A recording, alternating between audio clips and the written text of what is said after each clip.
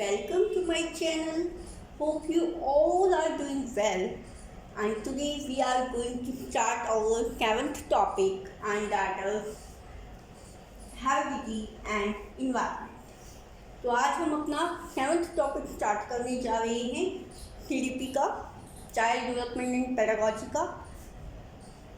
वो है heredity and environment. Okay, तो पहले मैं आपको बता देती हूँ कि हेरिडिटी को हिंदी में जो है आनुवांशिकता कहते हैं, आनुवांशिकता, and environment as you all know वातावरण।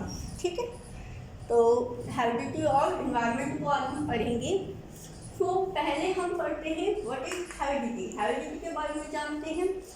देखिए, जो भी फीचर्स, जो भी क्वालिटी, ठीक है, जो भी फीचर्स, क्वालिटीज एंड कैरेक्टर्स, ठीक है, आप अपने पेरेंट्स से या अपने ग्रैंड पेरेंट्स से प्राप्त करते हैं, एक्वायर करते हैं। ठीक है, जो भी फीचर्स, कैरेक्टर्स या क्वालिटीज आप अपने ग्रैंड पेरेंट्स से या पेरेंट्स से एक्वायर करते हैं, वो आते हैं हेरिडिटी के अंदर। ठीक है, तो हेरिडिटी क्या है?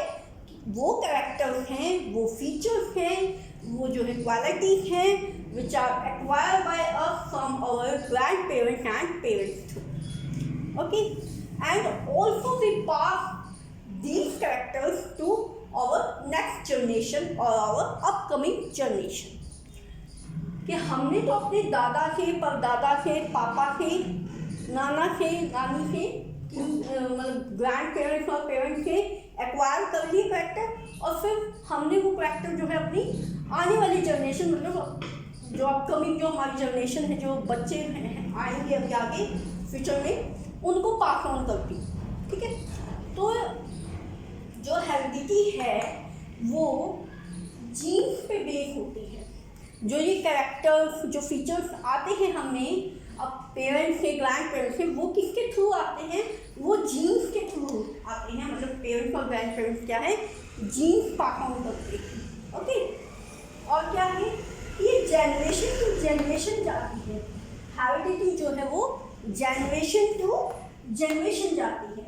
ओके, हमने जो है हमारे ग्रैंड पेरेंट्स के ले लिए, या ये कह लो कि हमारे फादर में हमारे दादा के कैरेक्टर आ गए, और फादर ने फिर वो हमें पास ऑन कर दिए, हमारे में वो कैरेक्टर्स आ गए, और हमने फिर वो जीन्स जो है अपनी अपकमिंग जनरेशन में पास ऑन कर दिए, तो उनमें भी वो कैरेक्टर्स आ जाएंगे। ठीक है, तो ये जो है जनरेशन टू जनरेशन जाती है। ओके, दूसरी बात क्या है कि ये फिक्स है, ये स्टैटिक है, मीन्स की फिक्स है।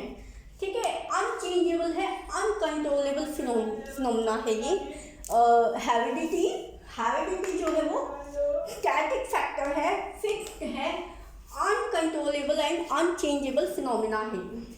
इस पे मतलब हम जो है कंट्रोल नहीं कर सकते, इसको चेंज नहीं कर सकते, ये जो है नेचुरली चलता है। ओके, लाइक अब इसके अंदर क्या क्या आता है देखो, जैसे कि हमारी आईज का कलर, हमारी हाइट, ठीक है, हमारी कोई डिसीज है, हमारे हेयर्स का कलर है।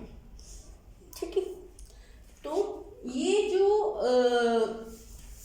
हेरिडिटी जो है, इसमें इसके अंदर क्या क्या आएगा? लाइक हमारे आइज का कलर है, हमारे हेयर का कलर है, हमारी हाइट है, हमारी कोई डिसीज है, या हमें कोई क्वालिटी है लाइक इंटेलिजेंस की या व्हाटएवर कुछ भी है। तो जो भी क्वालिटी, जो भी फीचर्स, जो भी कैरेक्टर्स हमें हमारे पूर्वजों से मिलते हैं, वो हेरिडिटी के अंदर आते हैं, और वो पास ऑन होते हैं बाय जीन्स। ठीक है, जीन्स के द्वारा वो हमें मिलते हैं, हम एक्वायर करते हैं, और वो हम आगे पास ऑन कर देते हैं अपनी अपकमिंग जनरेशन। ये जो है जनरेशन टू जनरेशन जाता है। ओके, और ये फिक्स है, हम इसमें कुछ भी नहीं कर सकते, मतलब ये अपने आप नेचुरली चलता है, हम इसको बदल भी नहीं सकते हैं अपनी इच्छा के अनुसार। ठीक है, अकॉर्डिंग टू आवर विल और our need we can't able to change it, हम इसको चेंज भी नहीं कर सकते। तो हेरिडिटी जो है वो अनकंट्रोलेबल और अनचेंजेबल फिनोमेना है, स्टैटिक है, फिक्स्ड है। ओके,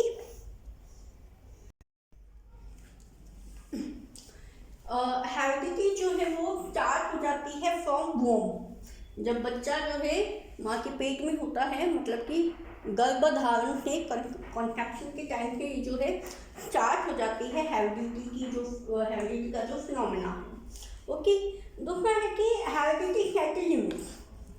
हेरिडिटी जो है लिमिट सेट करता है। लिमिट कैसे सेट करता है? लाइक हाइट की लिमिट सेट कर दी कि अगर पेरेंट्स की हाइट जो है कम है तो बच्चे की हाइट भी कम ही जाती है यूजुअल केसेस में। ठीक है, वो तो रेयर केस होता है, एक्सेप्शनल केसेस होते हैं कि अगर पेरेंट्स की हाइट छोटी है तो भी बच्चे की हाइट ज़्यादा चली जाएगी, लेकिन अदरवाइज ऐसा नहीं होता है। यूजुअली जो है यही देखने को मिलता है कि अगर माँ बाप की, पेरेंट्स की हाइट कम है, मदर फादर की, देन बच्चे की हाइट में जो है एक लिमिट हो जाती है कि बस इतने तक ही जाएगी। अगर मान लो पेरेंट्स की हाइट जो है अप टू 5.7 है तो बच्चे की हाइट भी 5.5 या 5 तो ऐसे जा सकती है। 5.7 से ऊपर जाए, 5.8, 5.9 पे जाए तो ये रेयर होता है। ओके, तो ये जो है लिमिट सेट कर देगी। ठीक, दूसरा जो है इसकी दो टाइप्स हैं हेरिडिटी की। हेरिडिटी की दो टाइप्स हैं तो उनको समझेंगे, बट उनको समझने के पहले हम थोड़ा सा बायोलॉजी की नॉलेज हमें थोड़ी सी लेनी पड़ेगी। जीन को समझना पड़ेगा, that what is gene. Okay, और उसके बाद पहले हम जीन को समझेंगे, देन उसके बाद हम इसकी टू टाइप्स को समझेंगे हेरिडिटी की। देन तो व्हाट इज जीन? जीन क्या होता है? Basic unit of heredity. Heredity की सबसे बेसिक यूनिट है, ठीक है, जो कि कैरेक्टर्स को पास ऑन करती है जनरेशन टू जनरेशन। ओके, तो अब ये जीन कहाँ होते हैं, इनमें क्या होता है वो जानते हैं। तो जो आपका जीन होता है ना, जीन जो कि बेसिक यूनिट है हेरिडिटी की, वो कहाँ प्रेजेंट होता है और उसमें क्या होता है इसके बारे में बात करते हैं हम। देखिए, कोई भी ह्यूमन बॉडी है या एनिमल बॉडी है, किसी भी ऑर्गेनिज्म की बॉडी है, मीन्स कोई भी लिविंग ऑर्गेनिज्म की बॉडी है, वो जो है सेल से बनी होती है, are made up of cell. ठीक है, सेल में होता है आपका न्यूक्लियस। ओके, एंड न्यूक्लियस में होते हैं क्रोमोसोम्स। ठीक है, ये दोनों जो है राउंड स्ट्रक्चर्स हैं, राउंड शेप के होते हैं सेल एंड न्यूक्लियस, और ये जो है आपका क्रोमोसोम जो है थ्रेड लाइक स्ट्रक्चर होते हैं, बिल्कुल धागे जैसे पतले पतले के स्ट्रक्चर होते हैं, ये बिल्कुल माइन्यूट के होते हैं, ठीक है, बहुत छोटे होते हैं, और इन पे प्रेजेंट होते हैं जीन। ठीक है, इनमें क्या होते हैं? जीन होते हैं। एंड जीन में क्या होता है? जीन में होते हैं डीएनए न्यूक्लियोटाइड्स। डीएनए होता है जीन में। ओके, थोड़ी सी बायोलॉजी हमें यहाँ पे पढ़नी पड़ रही है एक्चुअली, है कोई बात नहीं, वी आर कंटिन्यू। तो मैंने आपको बताया कि जो जीन होते हैं, जो बेसिक यूनिट है हेरिडिटी की, वो क्या है? जीन है। ओके, हेरिडिटी की जो बेसिक यूनिट है वो क्या है? जीन। ठीक, और वो जीन कहाँ प्रेजेंट होते हैं? वो होते हैं सेल में प्रेजेंट। अब ये सेल क्या बना है? ये है जी आपका सेल। ठीक है, ये आपका सेल है। कोई भी लिविंग ऑर्गेनिज्म है धरती पे, इस लैंड पे कोई भी लिविंग ऑर्गेनिज्म है, whether they are human beings, they are animals, they are plants, कोई भी है, माइक्रो ऑर्गेनिज्म, मैक्रो ऑर्गेनिज्म, कोई भी है, वो जो है सेल से बना हुआ है, उसकी जो बॉडी है वो सेल से बनी हुई है। ठीक है, फिर सेल के अकॉर्डिंग तो बहुत सारी वेरिएशन में आ जाती है, मल्टी सेल है या यूनिसेल है, ठीक है, वो आगे की बात है, उसमें हमें नहीं जाना है एक्चुअली। हम यहीं पे बात कर रहे हैं कि जो ऑर्गेनिज्म की बॉडी है, लिविंग ऑर्गेनिज्म की, कोई भी लिविंग ऑर्गेनिज्म है धरती पे, वो जो सेल से बना हुआ है, सेल के अंदर होता है न्यूक्लियस। ये आपका जी न्यूक्लियस है, ये आपका न्यूक्लियस है, ओके। और न्यूक्लियस में होते हैं आपके क्रोमोसोम, ये आपके जो है ये क्रोमोसोम है, ये जो है थ्रेड लाइक माइन्यूट स्ट्रक्चर्स होते हैं, बिल्कुल धागे जैसे पतले पतले से स्ट्रक्चर होते हैं, बहुत छोटे छोटे, एंड इनमें होता है आपका जीन, ठीक है, इनमें जीन प्रेजेंट होता है। और जीन में क्या होता है, डीएनए होता है आपका, ठीक है, जीन में क्या होता है, डीएनए होता है। तो अब पता लग गया आपको, दैट जीन होता है सेल में कहाँ, सेल में न्यूक्लियस के अंदर से क्रोमोसोम, और क्रोमोसोम पे होता है ये जीन, और जीन में क्या होती है, डीएनए, जो कि next generation to next generation pass on होता है, ठीक है, जेनेटिकल इंफॉर्मेशन होती है इसमें।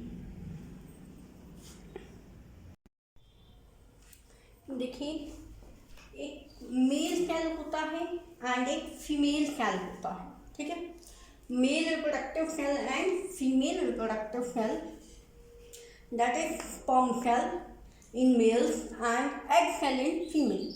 ये दोनों जो है मीटअप करते हैं, एंड उस मीटअप मतलब कि दोनों मीट करते हैं और फ्यूज हो जाते हैं, मतलब इनमें जो मटेरियल होता है वो फ्यूज हो जाता है, ठीक है, फ्यूजन हो जाता है, और फ्यूजन को कहते हैं फर्टिलाइजेशन, ठीक है, फ्यूजन को क्या कहते हैं, फर्टिलाइजेशन, ओके।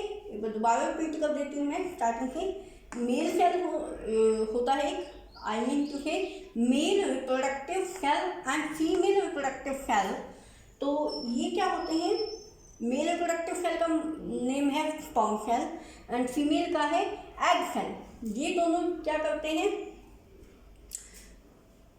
ये फ्यूज करते हैं एक दूसरे से, ठीक है, तो फ्यूजन हो जाता है इनमें, एंड फर्टिलाइजेशन कहते हैं फ्यूजन को, ठीक है। This whole process of fusion is called the fertilisation, okay.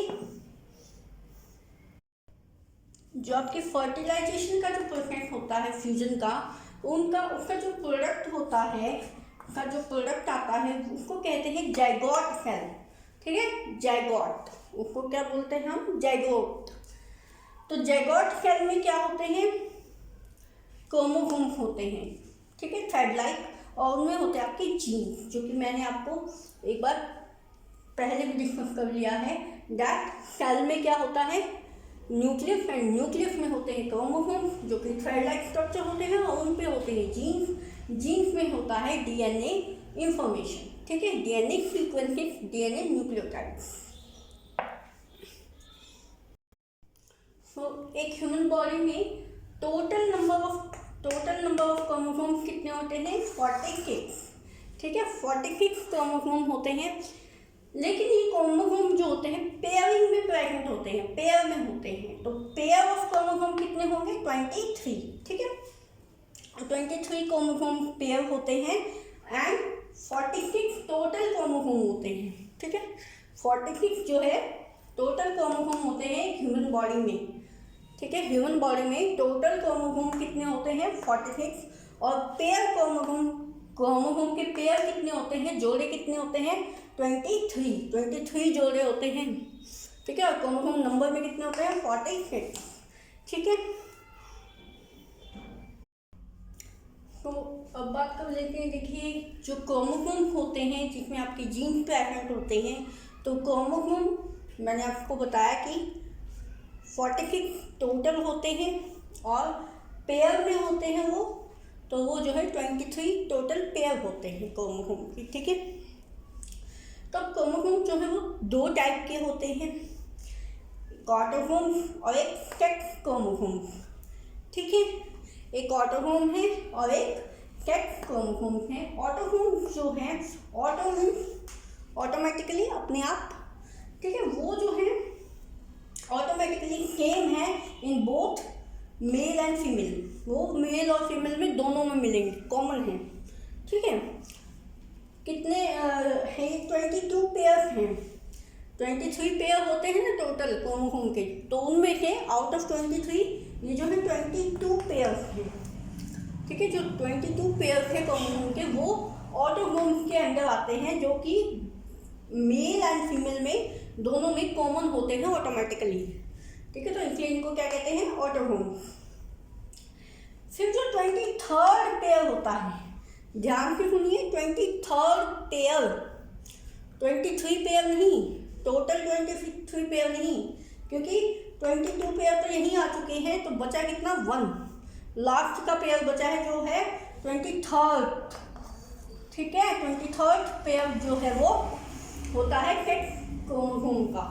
ठीक है, तो सेक्स क्रोमोसोम होते हैं, इनको सेक्स क्रोमोसोम क्यों कहा गया है? क्योंकि ये जो है डिटरमाइन करते हैं बेबी का सेक्स, कि वो मेल चाइल्ड होगा और वो बेबी गर्ल होगी या वो बेबी बॉय होगा।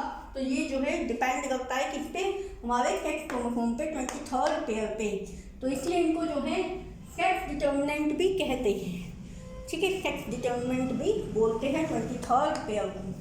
तो ऑटोसोम की बात तो यहीं पे फिनिश हो जाती है। अब हम सेक्स क्रोमोसोम को आगे पढ़ेंगे थोड़ा और। तो देखिए, सेक्स क्रोमोसोम को थोड़ा डिटेल में जान लेते हैं। Male and female. ठीक है, मेल में जो है 2 क्रोमोसोम होते हैं, एक्स एंड वाई। ठीक है, जो 23rd पेयर जो होता है, 23rd जो पेयर होता है क्रोमोसोम का, ठीक है, 23rd जो पेयर होता है क्रोमोसोम का मेल में, वो होता है एक्स और वाई का। और वही जो 23rd पेयर होता है फीमेल में, वो होता है एक्स और एक्स का। ठीक है,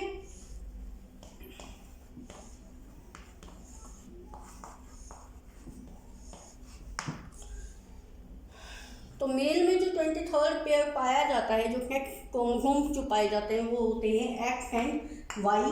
एंड जो फीमेल में 23rd पेयर जो सेक्स क्रोमोसोम मिलते हैं, वो होते हैं एक्स एक्स। ठीक है, एक्स जो स्टैंड करता है, एक्स स्टैंड करता है गर्ल के लिए। ठीक है, एक्स जो है स्टैंड करता है गर्ल के लिए, और वाई जो स्टैंड करता है वो बॉय के लिए करता है। तो देखो, यहाँ जो फीमेल है, फीमेल में सिर्फ गर्ल के लिए क्रोमोसोम होते हैं। ठीक है, तो यहाँ पे तो हमेशा क्या आएगी? एक गर्ल ही आएगी। तो जो बच्चे का जो सेक्स होता है, whether a baby is a girl child और बॉय चाइल्ड, तो वो डिपेंड करता है मेल से। ठीक है, आई मीन मेल पे डिपेंड करता है। देखो, हम ये नहीं कह रहे हैं कि जो मेल हैं उनका कोई ऐसा कुछ गुनाह कह लो, ये कुछ ऐसा है, हम जो इनको जिम्मेदार नहीं ठहरा रहे हैं। लेकिन एक बात है, ये लॉजिकल की बात है। देखिए कि भाई अकॉर्डिंग टू साइंस कि मेल जो है रिस्पॉन्सिबल है बॉय या गर्ल चाइल्ड के लिए, क्योंकि फीमेल में सिर्फ एक्स और एक्स क्रोमोसोम होते हैं, सेक्स क्रोमोसोम, जहाँ की सिर्फ और सिर्फ गर्ल चाइल्ड ही हम एक्सपेक्ट कर सकते हैं। लेकिन जो मेल होते हैं उनमें जो है होते हैं दोनों, एक्स एंड वाई दोनों। ठीक है, एक्स जो है वो गर्ल के लिए है और वाई जो है वो बॉय के लिए है। ठीक है, तो अब पेयरिंग कैसे होती है इनकी? देखिए, मेल के X and Y and female के वाई एक्स एंड एक्स। ठीक है, ये ऐसे पेयर करेंगे, इसने इसके साथ पेयर बना दिया, इसने जो है इसके साथ पेयर बना दिया। तो देखिए, अगर पेयर एक्स और एक्स का बनता है, जैसे कि ये पेयर बन रहा है हमारा पहला, ठीक है, ये वाला, देखो ये वाला। ठीक है, अगर ये वाला पेयर बनता है एक्स एक्स का, तो क्या होगी? गर्ल चाइल्ड होगी, क्योंकि एक्स किसके लिए स्टैंड करता है? गर्ल के लिए। और अगर बनता है वाई और एक्स का, अगर वाई और एक्स का बनता है, तो फिर वहाँ पे क्या होगा? बॉय चाइल्ड होगा, क्योंकि वाई जहाँ आ जाएगी वहाँ क्या आ जाएगा? बॉय आ जाएगा। ठीक है, अच्छा देखो, अब इसमें तो एक्स वाई है, लेकिन इसमें एक्स एक्स है, तो वाई वाई का पेयर नहीं बन सकता। क्योंकि इधर कोई वाई नहीं है। तो पेयरिंग सिर्फ दो ही हो सकती है, या तो एक्स एक्स हो या एक्स वाई हो। ठीक है, वाई वाई की कोई पेयरिंग नहीं होती है। ठीक, तो एक्स एक्स होगा तो गर्ल आएगी, और जहाँ वाई आ गया वहाँ क्या है, बॉय आएगा। तो अगर हम ये कहें कि भाई एक्स एक्स की पेयरिंग है तो बताओ क्या होगा, तो वो गर्ल चाइल्ड होगी। एक्स वाई की पेयरिंग है तो बॉय चाइल्ड होगा। ठीक है, ओके। देखिए, हेरिडिटी में दो टर्म्स आती हैं, जीनोटाइप एंड फिनोटाइप। तो जीनोटाइप क्या होता है? जीनोटाइप होता है कि कुछ ऐसे अनऑब्जर्वेबल या हिडन भी बोल सकते हैं आप, अनऑब्जर्वेबल बोल सकते हैं। ठीक है, कैरेक्टर्स पास ऑन होते हैं जीन के थ्रू, जिसके जो कि बहुत यूनिक होते हैं। ठीक है, क्या होते हैं वो? यूनिक होते हैं अपने आप में। ठीक है, और वो क्या करते हैं? स्पेसिफिक जेनेटिकल मेकअप देते हैं। स्पेसिफिक जेनेटिकल मेकअप देते हैं, मतलब कि मेरे कहने का यहाँ क्या मतलब है कि देखो, ऐसा कभी नहीं होता है कि इंसान ने जो है बिल्ली के बच्चे को जन्म दे दिया या बिल्ली ने इंसान के बच्चे को जन्म दे दिया। ऐसा कभी नहीं होता है। अगर इंसान है तो इंसान के बच्चे को ही जन्म देगा, बिल्ली है तो वो बिल्ली के बच्चे को ही जो है बर्थ करेगी। ठीक है, तो वो किसकी वजह से होता है ऐसा? इसकी वजह से, जीनोटाइप की वजह से। कुछ ऐसे जीन्स होते हैं, कुछ ऐसे कैरेक्टर्स होते हैं जो अनऑब्जर्वेबल होते हैं। तो कुछ ऐसे कैरेक्टर होते हैं जो अनऑब्जर्वेबल होते हैं, जिनको जो दिखाई नहीं देते हैं हमें, लेकिन वो पास ऑन होते हैं, जिसकी वजह से ये स्पेसिफिक फिनोमेना हो जाता है कि अगर इंसान है तो इंसान के बच्चे को ही जन्म देगा। तो वो कुछ स्पेसिफिक जीन्स होते हैं जो सिर्फ ह्यूमन बींग्स में होंगे, इसलिए ही एक ह्यूमन बींग जो है वो एक ह्यूमन बींग को ही बर्थ करेगा। और कुछ स्पेसिफिक जीन होते हैं कैट में, जिसकी वजह जो generation to generation pass on होते हैं, और जिसकी वजह से ही एक कैट जो है वो कैट को ही जन्म देती है। ठीक है, लेकिन वो जो जीन्स होते हैं, वो स्पेसिफिक जीन्स जो होते हैं, यूनिक जो जीन होते हैं, वो कभी भी हमें दिखाई नहीं देते हैं। ठीक है, लेकिन वो अकॉर्डिंग टू स्पीशीज के अकॉर्डिंग, ठीक है, ऑर्गेनिज्म के अकॉर्डिंग वो सेट होते हैं कि ह्यूमन बीइंग है तो इसमें ये वाले जीन्स हैं, और कैट है तो इसमें ये वाले जीन्स हैं। तो ये अनऑब्जर्वेबल होते हैं। और फिनोटाइप में आते हैं ऑब्जर्वेबल कैरेक्टर, जो कि लाइक हाइट है, वेट है, आइज का कलर है, स्किन का कलर है, हेयर का कलर है। तो वो इसके अंदर आएंगे, फिनोटाइप के अंदर। ये जो है ये ऑब्जर्वेबल होंगे, ये अनऑब्जर्वेबल होंगे, ये यूनिक होंगे। ये तो देखो सब में मिल जाते हैं कि अगर पेरेंट्स की आइज ब्लू हैं तो होप कि बेबी की आइज भी ब्लू होंगी। ठीक है, तो ये कैरेक्टर्स तो मैच हो जाते हैं, सब में मिल जाते हैं अपने पेरेंट्स के मैच होते हुए। लेकिन ये जो होते हैं ये अकॉर्डिंग टू स्पीशीज होते हैं, अकॉर्डिंग टू ऑर्गेनिज्म होते हैं। ठीक है, प्रजाति के अकॉर्डिंग होते हैं ये।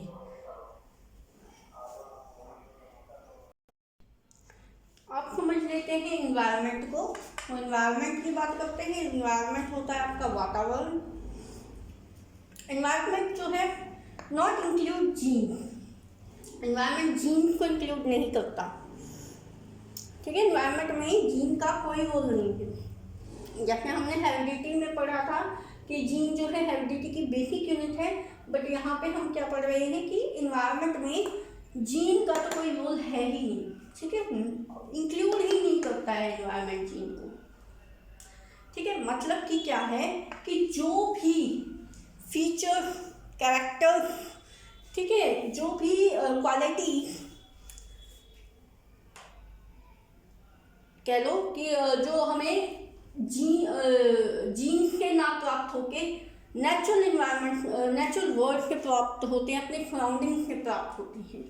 ठीक है, जो कुछ हमें जीन से नहीं मिलता है, वो जो जीन से मिलता है वो तो हेरिडिटी के अंदर आता है, और जो जीन से नहीं मिलता है विदाउट जीन जो हमें जो कैरेक्टर्स मिलते हैं, जो फीचर्स मिलते हैं, वो क्या है, वो है एनवायरनमेंट। ओके, एनवायरनमेंट जो है डायनामिक है। एनवायरनमेंट इज अ डायनामिक, मतलब एनवायरनमेंट को हम चेंज कर सकते हैं, ठीक है, हमारे कंट्रोल में है एनवायरनमेंट। हम अपने अकॉर्डिंग उसको जो है अपनी विल के अकॉर्डिंग, अपनी नीड के अकॉर्डिंग एनवायरनमेंट को चेंज कर सकते हैं, चेंजेबल है, डायनामिक है। नेचुरल वर्ल्ड है, ठीक है, नेचुरल वर्ल्ड है जो लगा लो कि लिविंग और नॉन लिविंग दोनों को इंक्लूड करता है, ठीक है, तो नेचुरल वर्ल्ड है।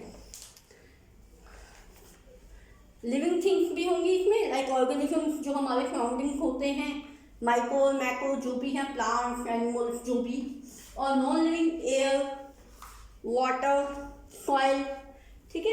एनवायरनमेंट की यूनिट्स है ना आगे, एटमॉस्फेयर, लिथोस्फेयर एंड हाइड्रोस्फीयर, तो वही है ये एयर, वाटर एंड सॉइल। तो लिविंग और नॉन लिविंग दोनों को इंक्लूड करता है एनवायरनमेंट। ओके, एंड देखो वो ये जो है हमारी सराउंडिंग्स है, ठीक है, हमारे आसपास का जो वर्ल्ड है वो है ये, हमारा कंडीशंस हैं हमारी, हम किस कंडीशन में रह रहे हैं, हम किस सर्कमस्टांसेस में रह रहे हैं, ठीक है। तो ये वो चीज़ है कि हम किस कंडीशन में रह रहे हैं, किस सर्कमस्टांस में रह रहे हैं। नेचुरल वर्ल्ड है, लिविंग और नॉन लिविंग दोनों को इंक्लूड करता है। लिविंग में आ जाते हैं आपके जो आसपास जो माइक्रो मैक्रो ऑर्गेनिजम्स हैं, प्लांट्स, एनिमल्स और भी बहुत सारे छोटे बड़े जो भी ऑर्गेनिजम्स हैं। और नॉन लिविंग में आ जाते हैं आपके एयर, वाटर, सॉइल, एंड ये जीन्स को इंक्लूड नहीं करता है एंड डायनामिक है ये, इसको हम चेंज कर सकते हैं according to our will, according to our need. मतलब चेंज कर सकते हैं का क्या मतलब है यहाँ पे कि देखो हम आज गांव में रह रहे हैं, लेकिन कल को हमारी जॉब लग जाती है दिल्ली में, तो हम क्या करेंगे, अपनी हमारी नीड क्या है कि हमें जॉब के लिए दिल्ली जाना है, तो हम ट्रांसफ़र हो जाएंगे, तो हमारा एनवायरनमेंट चेंज हो गया। विलेज में हमारा कुछ एनवायरनमेंट था और दिल्ली में सिटी में हमारा कुछ और एनवायरनमेंट है, ठीक है। या हमें मान लो हम बैंक में जॉब करते हैं, हमें वो अच्छी नहीं लग रही है या कुछ भी है, हम जो है उसके हमारा हम मतलब प्रिपेयर नहीं है उसके लिए, या हमारा मन नहीं लग रहा है, बट अगर कुछ भी मतलब प्रॉब्लम्स हैं, हमने उसको लिमिट कर दिया और स्कूल की में टीचिंग की जॉब स्टार्ट कर दी, तो हमने क्या कर दिया, अपना एनवायरनमेंट चेंज कर दिया। बैंक में कुछ एनवायरनमेंट मिल रहा था हम जब जॉब कर रहे थे, और टीचिंग में कुछ और एनवायरनमेंट मिलेगा, ठीक है। तो हम अपना एनवायरनमेंट चेंज कर सकते हैं according to our need and will. Okay, अब एनवायरनमेंट जो है वो दो तरीके का होता है, टू टाइप्स का होता है environment, internal and external. Internal वो एनवायरनमेंट होता है जो एक बच्चे को जब मिलता है जब वो माँ के गर्भ में होता है, ठीक है, इन वॉर्म, ठीक है, अपनी मदर के गर्भ में होता है, पेट में होता है, तब जो इन्वायरमेंट मिलता है, मतलब जो उसको नरिशमेंट मिलती है, कैसा फिर न्यूट्रिएंट मिल रहा है, या फिर जैसे मतलब कैसे इन्वायरमेंट में उसकी मदद रह रही है, लाइक वो क्या देख रही हैं, लाइक टीवी पे या कुछ भी लगा लो, जैसे कहा जाता है ना कि प्रेग्नेंट लेडीज को कि आप गीता वगैरह पढ़ो, ठीक है, रामायण पढ़ो, ठीक है, हॉरर मूवीज मत देखिए या क्राइम सीन मत देखिए, ड्रिंक मत करिए। तो इन सब चीज़ों को क्यों कहा जाता है, क्योंकि इन सब चीज़ों का इफेक्ट पड़ता है बच्चे पे, ठीक है। तो वो उसका इंटरनल इन्वायरमेंट चल रहा होता है उस टाइम पे, इंटरनल इन्वायरमेंट में होता है, तो इसलिए इन सब चीज़ों की जो है प्रिकॉशंस जो है दी जाती हैं मदर को। ओके, तो ये बात हो गई एक। दूसरी क्या है, एक्सटर्नल इन्वायरमेंट, कि बाहर उसको क्या इन्वायरमेंट मिल रहा है, मतलब कि कैसी सोसाइटी में, कैसी लोकेलिटी में, कैसे लोगों के बीच में जो है बच्चा रह रहा है, उसको खाना प्रॉपर मिल रहा है कि नहीं मिल रहा है, ठीक है, सारे न्यूट्रिएंट्स मिल रहे हैं कि नहीं, तो वो सारी चीज़ें होती हैं, ठीक है। लाइक कोई टेम्पल में रह रहा है फ्रेंड्स के साथ, कोई जो है क्रिमिनल्स के साथ, गैंगस्टर्स के साथ रह रहा है, तो उसका इन्वायरमेंट और उसका इन्वायरमेंट बहुत अलग होगा। ठीक है, तो ये जब बच्चा वॉर्म से बाहर आ जाता है वो इन्वायरमेंट है। फिर उसके जो है डेवलपमेंट जो प्रोसीजर चलता है, वो बाहर आने के बाद जो डेवलपमेंट प्रोसीजर चलता है वो कैसा है, वो डिपेंड करता है कि उसकी सराउंडिंग कंडीशंस कैसी हैं, आसपास कैसे लोग हैं। ठीक है, क्या वो खाता है, क्या वो पीता है, इस तरीके से क्या उसकी हैबिट्स हैं या उसके आसपास के लोगों की क्या हैबिट्स हैं। और ये है कि जब वो मदर के पेट में होता है बच्चा, तब उसे कैसा एनवायरनमेंट मिल रहा है, कैसा न्यूट्रिशन मिल रहा है। ठीक है, वो बात है। देखिए, हमने हेरिडिटी को भी जान लिया, हमने एनवायरनमेंट को भी जान लिया। ठीक है, अब एक चीज़ आती है नेचर न्यूचर डिबेट।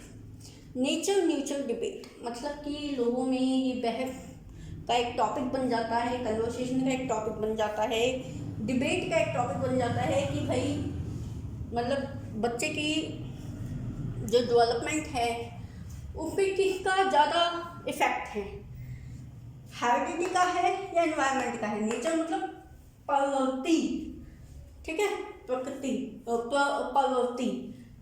ठीक, और ये क्या है, एनवायरनमेंट। हेरिडिटी मीन्स बिहेवियर, और ये एनवायरनमेंट की कंडीशन कैसे मिल रही है, कैसा एनवायरनमेंट मिल रहा है उसको, कैसी सराउंडिंग मिल रही है। मतलब देखो, हेरिडिटी जो है वो बदल नहीं सकती, लेकिन ये जो है बदल जाता है। ओके, ये हमें पता है। तो ये जो है अपने अपने अपने पॉइंट्स रखते हैं लोग इस पे, बहुत ही बिग कंसेप्ट है ये नेचर न्यूचर डिबेट। तो कुछ लोग कहते हैं कि हेरिडिटी ज़्यादा इंपॉर्टेंट रोल प्ले करती है, कि जो करेक्टर जैसा है बच्चा, जो करेक्टर्स लेके आया है वो ज़्यादा इंपॉर्टेंस रखेंगे उसके आगे की लाइफ में। ठीक है, वैसा ही वो मतलब एग्जैक्टली वैसा ही रहेगा। ठीक है, लेकिन कुछ लोग कहते हैं कि इन्वायरमेंट सब कुछ बदल देता है, वो हेरिडिटी के इफेक्ट को भी कम कर देता है। ठीक है, तो लेकिन बाद में क्या है, ये डिसाइड किया गया है, या ये कह लीजिए कि एक पर्सन है वुडवर्थ एक पर्सन है, उन्होंने ऐसा कहा कि देखिए H=E, मतलब कि हेरिडिटी जो है वो इन्वायरमेंट के इक्वल है, या कह लो कि इन्वायरमेंट जो है वो हेरिडिटी के इक्वल है। ठीक है, दोनों ही बराबर है एक दूसरे के, दोनों का ही इक्वल रोल है डेवलपमेंट में। ठीक है, दोनों का इक्वल रोल है, कहीं पे हेरिडिटी ज़्यादा इंपॉर्टेंट रोल प्ले करती है और कहीं पे इन्वायरमेंट ज़्यादा इंपॉर्टेंट रोल प्ले करता है। तो ये सिचुएशन पे डिपेंड करता है कि कहाँ कौन ज़्यादा इंपॉर्टेंट रोल प्ले करेगा, बट दोनों ही इंपॉर्टेंट हैं इक्वली। ठीक है, कैसे, अब देखिए कोई बच्चा है जो बहुत जिसके पेरेंट्स जो है बहुत इंटेलिजेंट हैं। ठीक है, बहुत इंटेलिजेंट हैं, लाइक पेरेंट्स जो हैं वो डॉक्टर हैं, साइंटिस्ट हैं। ठीक, लेकिन सडनली वो बच्चा जो है वो उनसे गुम हो गया। ठीक है, वो कहाँ चला गया गुम होके, एक गैंगस्टर के पास चला गया। ठीक है, गैंगस्टर के पास चला गया तो उसका जो है इन्वायरमेंट बदल गया। हेरिडिटिकल उसको क्या कैरेक्टर्स मिले थे, इंटेलिजेंस भी मिली थी। ठीक है, लेकिन अब वो चला गया गैंगस्टर ग्रुप में, गैंगस्टर्स के पास चला गया, उसका इन्वायरमेंट बदल गया। तो अब इन्वायरमेंट अपना रोल प्ले करेगा।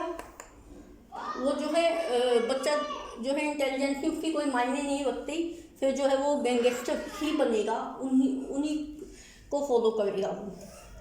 ठीक है, जिस इन्वायरमेंट में उसकी परवरिश होगी आगे, एक्सटर्नल इन्वायरमेंट उसको जो मिलेगा वो उस पर बेस करेगा फिर। ठीक है, तो क्या बनेगा, वो गैंगस्टर ही बनेगा, भले ही वो इंटेलिजेंट हो। फिर वो जो इंटेलिजेंट जो माइंड होगा वो कहाँ चलेगा, वो उस क्राइम्स में चलेगा। ठीक है, तो इन्वायरमेंट जो है बहुत कुछ बदल देता है। ठीक है,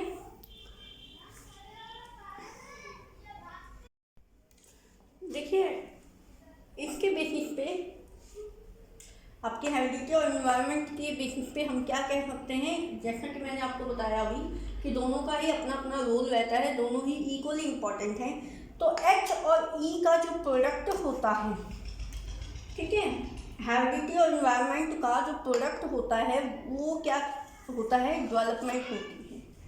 ठीक है, ये इक्वेशन है that H and E product give us D, हमें डेवलपमेंट देती है। दोनों मिलके एक दूसरे के प्रोपोर्शनल रहेंगे, ये कि दोनों ही अपना इम्पोर्टेंट रोल प्ले करेंगे। ठीक है, हेरिडिटी को हम बदल नहीं सकते हैं, जिसका जैसा मतलब बिहेव होता है। कुछ आदतें ऐसी होती हैं, जैसे किसी किसी में आदत होती है कि स्टार्टिंग से ही कि कैसा भी खाना हो, मान लो बहुत अच्छा खाना है या फिर किसी की बहुत अच्छी हैंड राइटिंग है, फिर भी वो क्या करेंगे, उसमें कमी जरूर निकालेंगे। ठीक है, कहीं ना कहीं उसको पॉइंट आउट जरूर करेंगे। जब मान लो सब कुछ बिल्कुल परफेक्ट है, लेकिन भाई हेरिडिटिकल कैरेक्टर है वही कमी निकालने का। ठीक है, उसका नेचर ही ऐसा है, मतलब उसका क्या है, नेचर ही ऐसा है, उसकी प्रवृत्ति ही ऐसी है कि भाई वो नहीं बदल सकती। ठीक है, लाइक अब जैसे ग्रीडी पर्सन होते हैं, ग्रीडी पर्सन जो होते हैं, लालची बंदे, उनके पास कितना भी पैसा आ जाए, कितना भी, लेकिन वो क्या करेंगे, उनको ये रहेगा कि नहीं, तब मतलब ये तो कम है, उसके पास ज़्यादा है, उसका भी थोड़ा अगर हमें मिल जाए तो ठीक है। ठीक है, तो मतलब वो नेचर जो है, वो नेचर नहीं बदल सकता है लालच करने का। ठीक है, बेशक कितना ही मिल जाए, कुछ भी हो जाए, लेकिन नेचर नहीं बदलेगा। तो कुछ ऐसी चीज़ें होती हैं जो जेनेटिकली सेट होती हैं स्टार्टिंग से ही। ठीक है, तो बिहेव भी, नेचर भी उनमें से एक है। हमारा जो प्रवृत्ति है या प्रकृति है, कुछ भी कह लो, तो वो जो है वो फिक्स्ड है, वो चेंज नहीं होती कभी भी। ठीक है, वो होता है ना कि कितना ही समझा लो भाई, कितना भी कुछ भी कर लो, लेकिन ये जो चलेगा अपने ही ट्रैक पे। ठीक है, तो वो वाली बात है यहाँ पे। तो H और E जो है, दोनों का प्रोडक्ट जो है, दोनों इक्वली इम्पॉर्टेंट हैं। दोनों मिलके क्या करते हैं, हमें D देते हैं, मतलब कि डेवलपमेंट में हेल्प करते हैं। दोनों इक्वली इम्पॉर्टेंट हैं। अब एजुकेशनल इम्प्लीकेशन क्या है हेरिडिटी एंड इन्वायरमेंट की। टीचर्स को जो है, इनको अपने क्लासरूम में कैसे अप्लाई करना चाहिए, तो टीचर को ट्राई करना चाहिए कि provide best environment to student in the classroom. ठीक है, कोशिश करनी चाहिए कि बहुत ही बेस्ट इन्वायरमेंट वो दे सके बच्चों को। ऐसा देखो, ऐसा नहीं होना चाहिए कि अगर मान लो एक बच्चा जो है बहुत हाई स्टैंडर्ड फैमिली से आ रहा है और एक बच्चा जो है पुअर स्टैंडर्ड फैमिली से आ रहा है, तो उनमें डिफ्रेंशिएट करें। ठीक है, उस पुअर वाले को कम अपॉर्चुनिटी दे और रिच फैमिली वाले को ज़्यादा दे। तो ऐसा नहीं होना चाहिए, मतलब कि ऐसा पार्शियल बिहेवियर नहीं टीचर को करना चाहिए। दोनों को इक्वल इन्वायरमेंट देना चाहिए, दोनों को ही अपॉर्चुनिटी, फ्रीडम, एक्टिविटी करने की पूरी फ्रीडम देनी चाहिए। ठीक है, दूसरा मान लो अब किसी के घर में कुछ कॉन्फ्लिक्ट चल रहे हैं कुछ प्रॉब्लम्स चल रही हैं, तो ये नहीं है कि टीचर जो है उस पर बेवजह प्रेशर डाल दे कि नहीं तुम्हें तो ये करके आना है, तुम ये क्यों नहीं करके आते हो, जबकि उसको उसका रीज़न भी पता होता है टीचर को। ठीक है, जब रीज़न पता है किसी चीज़ का, तो फिर उसको जो है उसी तरीके से हैंडल करना चाहिए बच्चे को, विद रीज़न, विद कंडीशन। ठीक है, ऐसा नहीं कि कंडीशन पता है और फिर भी जो है अपनी डांट मारे जा रहे हो, प्रेशर दिए जा रहे हो, ऐसा नहीं होना चाहिए। ठीक है, क्योंकि देखो, एक पौधे को जब अच्छा खाद पानी डालते हैं, अच्छे से अच्छे उसकी नरिशमेंट करते हैं, तभी वो एक अच्छा पौधा बन पाता है, अच्छा प्लांट बन पाता है। ठीक है, तो ऐसे ही बच्चे का है, जब टीचर्स, पेरेंट्स जो हैं उसको अच्छे से नरिश करेंगे, उसको अच्छा इन्वायरमेंट देंगे, अच्छा न्यूट्रिशन देंगे। ठीक है, और भी इमोशनली, फिजिकली, इकोनॉमिकली उसको बेटर फील करवाएंगे, तभी जो है डेवलपमेंट अच्छी होगी। क्योंकि हमें पता है कि H जो है वो E जो है वो D है और H = E है। तो हमें ये दोनों बातें पता हैं। ठीक है, तो पेरेंट्स को भी और टीचर्स को भी मिल के बच्चे को एक अच्छा इन्वायरमेंट, अच्छा नरिशमेंट देना चाहिए। देखो स्कूल्स में क्या होता है कि पीटीएम होती है, पेरेंट टीचर मीटिंग, उनमें भी जो है पेरेंट्स और टीचर आपस में डिस्कस कर सकते हैं कि हाँ कहाँ पे प्रॉब्लम है और कहाँ पे प्रॉब्लम नहीं है, और जो प्रॉब्लम है बच्चे में वो क्यों है, उसका रीज़न क्या है और उसको कैसे करेक्ट कर सकते हैं। ठीक है, तो टीचर्स जो है बच्चे के बारे में जान सकती हैं इन पेरेंट्स टीचर मीटिंग में, और पेरेंट्स भी अपने बच्चे के बारे में जान सकते हैं, उसकी एक्टिविटीज़ के बारे में जान सकते हैं, तो वहाँ से काफ़ी कुछ सॉर्ट आउट हो जाता है। ठीक है, पीटीएम जो है बहुत ही इम्पॉर्टेंट थिंग है।